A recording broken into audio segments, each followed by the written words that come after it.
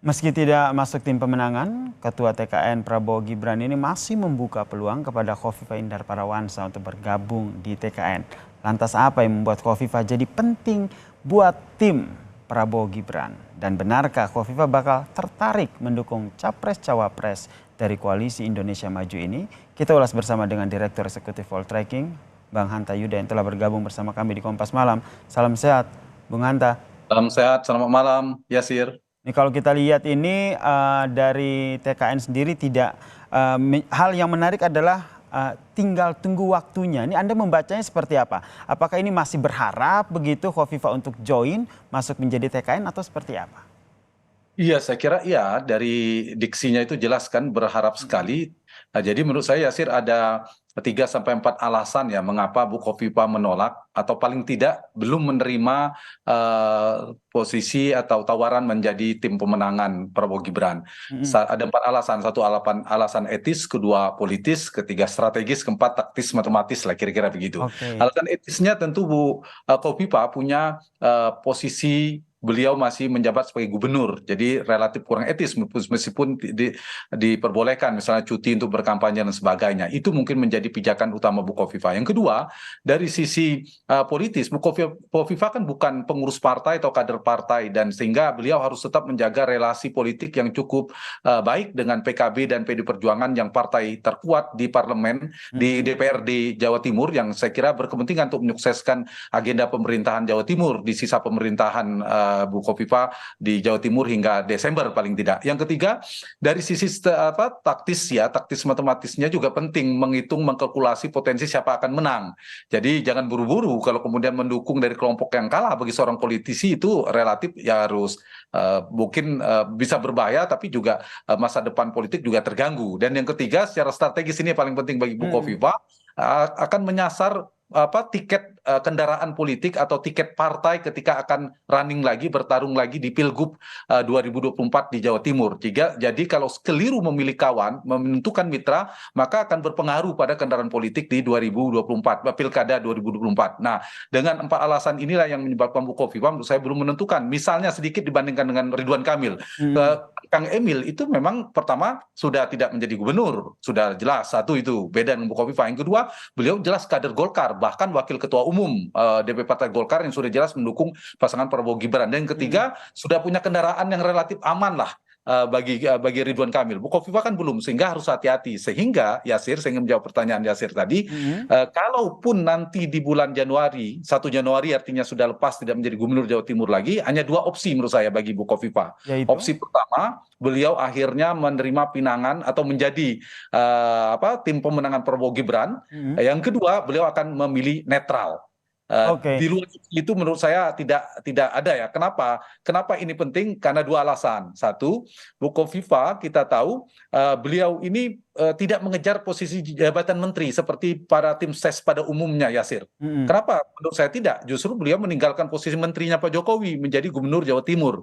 Jadi yang diincar menurut saya lebih pada gubernur periode kedua. Dan ini posisi lebih strategis untuk investasi politik buat Bu Khofifah, sekaligus untuk menjadi eskalator politik kalau mau running di Pilpres 2029 mendatang. Jadi gubernur Jatim yang diincar itu yang pertama ya.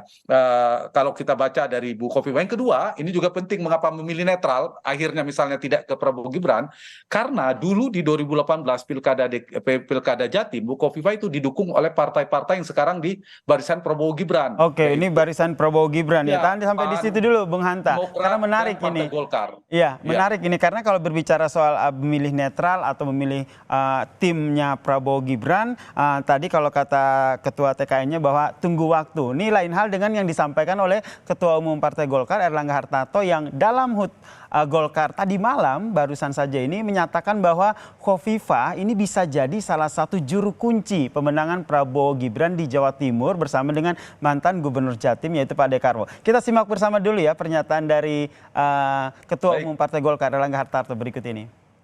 Kemudian untuk Jawa Timur, Ibu Khofifah Indar Parawansa.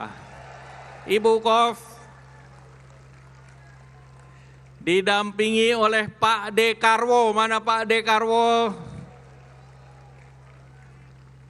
Jadi kalau sudah penyerangnya dua, Pak, tandem. Itu sepertinya kita di Jawa Timur juga menang, Pak Prabowo.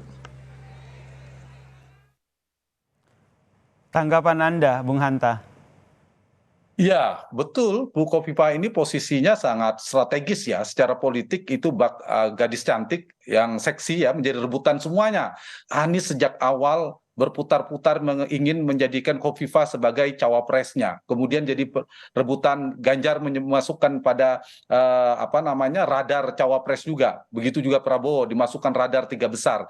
Sekarang diincar sebagai tim pemenangan. Mengapa Bu Kofifa sestrategis itu? Menurut saya Yasir ada 3 hal. Termasuk tadi Ketua Umum Golkar juga mengatakan betul kalau Bu Kofifa kemudian ada Pak Dekarwo itu kan simbol-simbol tokoh kuat mengakar di Jawa Timur karena gubernur 2 periode Pak Dekarwo, kemudian Bu Kofifa juga pernah bertarung 2 kali kalah, artinya punya basis yang cukup kuat. Ditambah juga Bu Kofifa sekarang gubernur, sehingga saya ingin mengatakan secara elektoral beliau punya pengikut, berpotensi menjadi mesin pengepul suara atau penggerek pendongkrak elektabilitas capres-cawapres yang dia dukung. Itu satu yang membuat strategis, terutama di Jawa Timur. Yang kedua, Kofifa adalah gubernur yang populer. Paling tidak di survei kami pernah dilakukan beberapa bulan yang lalu, tingkat kepuasan kepada kinerja Gubernur Kofifa itu sangat tinggi. Hampir kisaran 80%.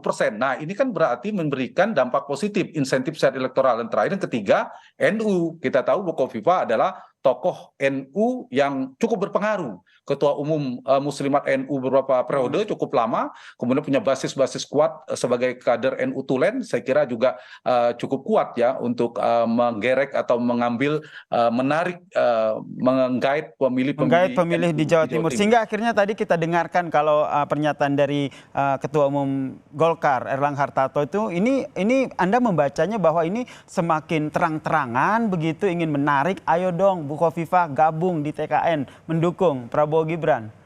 Iya, betul. Karena kalau saya lihat ada dua faktor ya. Satu, memang Bu Kofifa ini kan relatif orang bisa dimasukkan orang dekatnya Pak Jokowi. Pernah menjadi menteri Pak Jokowi, pernah juru bicara pemenangan, dan relatif tidak pernah lah berseberangan dengan Pak Jokowi. Makanya saya mengatakan opsinya hanya 2. Beliau akan tetap akhirnya memilih bersama di kubu Jokowi atau memilih netral. Kalau Bu Kofifa ekstrim akan berhadapan dengan Pak Jokowi, menurut saya kecil kemungkinan. Ya, jadi kecil kemungkinan akan bergabung ke Ganjar dan juga Mahfud ya? Betul, kalau kita lihat karena melihat kedekatannya dengan Pak Jokowi dan seterusnya, ini yang saya kira yang akan menjadi pertimbangan Bu Kofifa ya. Tapi meskipun Bu Kofifa baru memutuskan di bulan Januari Februari, menurut saya dukungan Bu Kofifa tetap tinggi ya. Tapi jangan lupa ya Sir, tetap mau Kofifa mau Pak Dekarwo mau siapapun, mereka tetap menjadi variabel nomor 2 dalam pertarungan Pilpres. Mereka ini hanya harus kita garis bawahi ya. Ya, nomor satunya tetap adalah performa elektoral si kandidat capres-cawapresnya. Itu tetap nomor 1. Yang jelas hingga saat ini Kofifa belum masuk jadi TKN Prabowo Gibran. Kita nantikan seperti apa langkah politik selanjutnya yang akan diambil oleh Gubernur Jawa Timur Kofifa Indar Parawansa. Terima kasih. Baik, Yasir. Terima kasih. Bang Hanta Yuda telah bergabung bersama kami di Kompas Malam. Salam sehat, Bang Hanta.